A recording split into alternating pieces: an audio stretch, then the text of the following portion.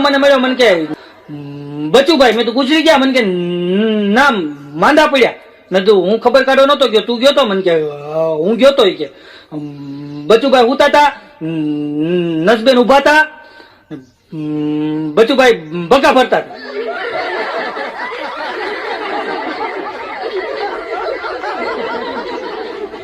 મેં કીધું મન કે રોતા હતા ને, તું કે ને બકા ભરતા હતા. મન કે હિપકા ભરતા હતા. આખો ઈ ખાઈ ગયો.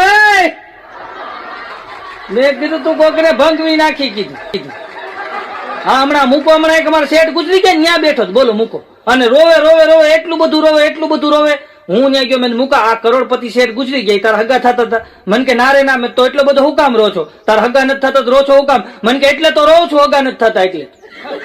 આવા હગા થતા હોય તો કે જલસો પડી જાય ને, કે નથી થતા એટલે જ રોવ છું. આ શેઠ ની વાત આવી એટલે અમારા શેઠ ઉપર બે ત્રણ જોક્સ લઈ લો, મને મજા આવે, મને બહુ ગમે. હમણાં એક જણો શેઠ ની દુકાને જઈને કે કાજુ છે? કાજુ? બોલો કે હા છે. બદામ? તો કે છે. પિસ્તા છે. સારોલી છે.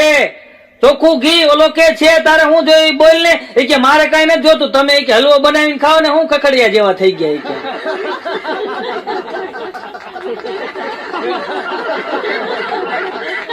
બોલે એમ સલાહ દઈને ભાઈ ગઈ.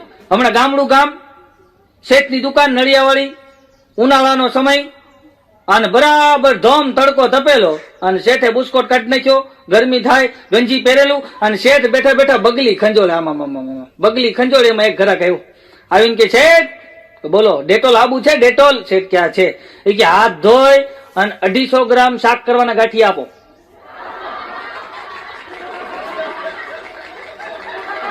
એક જણો તો રોજ શેઠ ની દુકાન પાસે આવે, દુકાન ફરતો આટો મારે, શેઠ ની સામું જોવે, શેઠ ના નોકર સામું જોવે, પછી હળવેક દિન ઓટે બે, ટિફિન ખોલે અને ઓટે બેહીને ખાય. રોજ નો ક્રમ. રોજ શેઠ ની દુકાન પાસે આવે, શેઠ ની દુકાનમાં જોવે, નોકર સામું જોવે, શેઠ સામું જોવે, પછી ઓટે ટિફિન ખોલી ખાય. એમાં એક દી શેઠ ખીજાણા કે આ તારું ઘર સામે છે અને રોજ તું મારા ઓટે આવીને ટિફિન હું કામ ખાશો? ત્યારે ઓલો બોલ્યો કે શેઠ તમે મને ઉધાર નથી દેતા ને, તમને ખબર પડે હું કઈ ભૂખે નથી મરતો, તમારી દુકાન પાસે બેહીને ખાવ. એવો વેમ રાખતા નહીં કે લે. શેઠ ને ગગલાવી લેવા માણસો પડ્યા.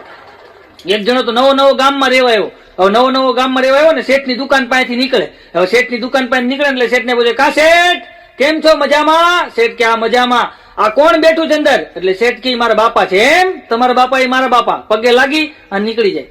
વળી પાછો બીજે દિવસે નીકળે. શેઠ કેમ છો? મજામાં? હા મજામાં. આ કોણ બેઠું છે? શેઠ કે મારા બા છે. એમ? તમારા બા? એ મારા બા. પગે લાગીને વયો જાય. એમાં ત્રીજા દિવસે નીકળ્યો ને શેઠ મૂંઝાણા, કારણ કે શેઠાની દુકાનમાં બેઠા. અને શેઠ ને એમ થયું હમણાં આવીને પૂછશે તો મારે જવાબ હું દેવો. પણ આ તો શેઠ ને ભાઈ બુદ્ધિશાળીઓ. જેવો ઓલો માણસ આવ્યો ને કે કા શેઠ કેમ છો? મજામાં? શેઠ કે આ મજામાં. આ કોણ છે? એટલે શેઠે બુદ્ધિનો પ્રયોગ ચાલુ કર્યો. એ કે મારા હગ્ગા હાલાની હગ્ગી બેન. ઓહો, તમારા હગ્ગા હાલાની હગ્ગી બેન? તો મારી બેન કે પગે લાગીને વયો ગઈ. આને બુદ્ધિ કહેવાય. બોલો બુદ્ધિશાળીઓ. હમણાં તો એક શેઠ અગાસીમાં ઉભા થાવ, એટલું શરીર જાડું, એટલું શરીર જાડું, જેમ મોંઘવારી વધી છે ને એમ શરીર વધેલો. લુગડામાં નો હમાય એવું શરીર ના. અગાસીમાં ઉભેલા 5મા માળે ટેકો દઈને પાડીએ, અને બરાબર નીચે એક જણો નીકળ્યો, ઉપર જોઈને દાંત કાઢે.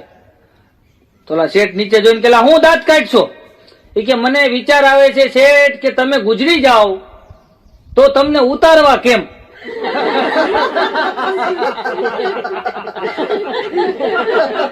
હજી એટલી વાત કરીને ત્યાં એનો ભાઈ એવો. શેઠ ક્યાં તારા ભાઈ ને સમજાય કે હજી હું હવારના પોરમાં ઉભો છું ને તારો ભાઈ એમ બોલે છે કે શેઠ તમે ગુજરી જાઓ તો ઉતારવા કેમ? કે એનો ભાઈ તો એને જેવો જ હોય. કે શેઠ એને ન ખબર પડે કે એને થોડી ખબર પડે કે ઉતારવા કેમ? ત્યાંથી ઘા કરાય કે ક્રેન બોલાવી લેવાય કે. હજી એટલી વાત થઈ ને ત્યાં એનો ત્રીજો ભાઈ એવો. શેઠ ક્યાં તારો નાનો ભાઈ છે ને એ એમ કે છે કે શેઠ ગુજરી જાય તો ઉતારવા કેમ? આ એમથી મોટો એમ કે છે કે આ ક્રેન બોલાવી લેવાય, ત્યાંથી ઉપરથી ઘા કરાય. તો ત્રીજો કે બે માં એક બુદ્ધિ નથી કે શેઠ એવું કાંઈ ન કરાય. એ બેન ખબર નથી પડતી, ઉપર કટકા કરીને હેઠે ઉતારાય.